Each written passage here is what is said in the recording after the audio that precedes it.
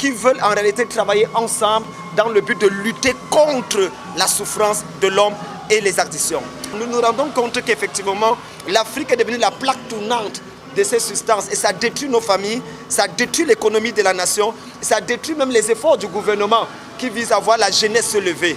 C'est pour ça que nous voulons apporter notre part de contribution à la lutte contre ces substances négatives en sensibilisant, en conseillant et en mettant sur pied des conseils thérapeutiques qui peuvent aider ceux qui sont déjà addicts à ces choses à sortir de là. En tant que commandant WANC Afrique, c'est-à-dire commandant anti-drogue, nous travaillons dans le souci de créer dans chaque pays, les 55 pays d'Afrique, et également non seulement dans les pays comme au Bénin, mais de permettre que dans chaque village à l'intérieur du Bénin, il y ait un aumônier anti-drogue qui sensibilise les gens sur les effets négatifs et néfastes de la drogue.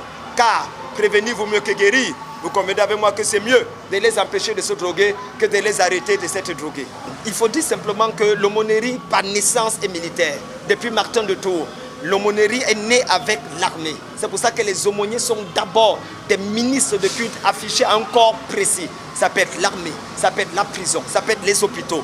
Alors la plupart d'entre nous, nous suivons ce qu'on appelle une formation paramilitaire. Nous n'utilisons pas les armes, mais nous utilisons la Bible, nous utilisons la paix, l'amour, afin de communiquer les choses. Cet appareil est juste dû à la longue et précieuse histoire de l'aumônerie que vous pouvez regarder même en cliquant simplement sur Google. La Konassi Chapelaine donc a décidé de s'asseoir pour pouvoir réfléchir pour la vision 2030 que les Nations Unies d'ailleurs prônent ces derniers temps, afin de s'assurer que nous puissions travailler pour le bien-être de l'humanité en réduisant la souffrance en tant que des hommes et des femmes d'église.